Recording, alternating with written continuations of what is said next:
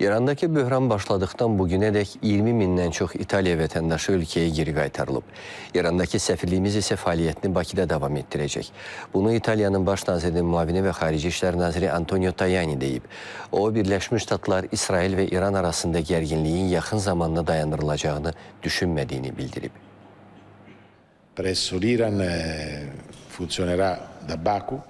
İrandakı səfirliyimiz Bakıdan fəaliyyət göstərəcək. Tehrandan qayıtdıqdan sonra dünən gecə görüşdüyüm səfirə müvəqqəti qərargahın Azərbaycan paytaxtında yerləşməsini təmin etməsini tapşırdım ki, İranla əlaqələri davam etdirək. Məqsədimiz sülh yaratmaq və qarşıdurmanı azaltmaqdır. Bu asan deyil. Bunu edərkən eyni zamanda Avropalılar kimi ortaq rol oynamaq lazımdır. ABŞ ilə, dövlət katibi Rubio ilə və İsrailin xarici işlər naziri Gideon Sarla müzakirələr aparmışam. Onlar hücum barədə məlumat verdilər. Onlar açıq şəkildə nə etmək istədiklərini söyləyiblər və dedikləri bilavasitə telefon danışığında da ifadə olunur. ABŞ-nin məqsədi isə raket və nüvə arsenalını məhv etməkdir. Biz Avropa olaraq gərginliyi azaltmağı tələb edirik. Lakin qərarlar ABŞ, İsrail və İrana aiddir və mənə elə gəlir ki, onlar hərbi əməliyyatları yaxın vaxtlarda dayandırmaq niyyətində deyillər.